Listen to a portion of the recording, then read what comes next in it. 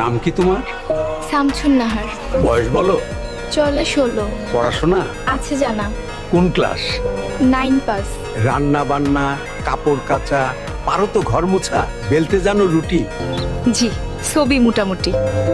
খুলো তো ঘুমটা, দেখি তো চুলটা, লম্বা নাকি খাটো, একটু তো হাঁটো, দেখি তো পাওগুলো, ফর্সা নাকি কালো, কালো কিংবা ফর্সা তাতে নাই সমস্যা। হাদিয়া ঠিকঠাক পেলে বিয়েতে রাজি হবে ছেলে। ছেলে আমাদের চাকরি করে রাজধানীর ঢাকা শহরে, অনেক বেশি মাইনা, যৌতুক আমরা চাই না, তবে পারলে একটা গাড়ি।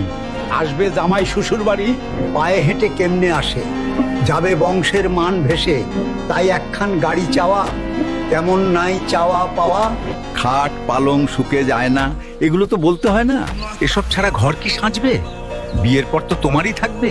পারলে একটা রঙিন টিভি, বাসায় বসে দেখলে মুভি, যৌতুক নয় হাদিয়া ছবি।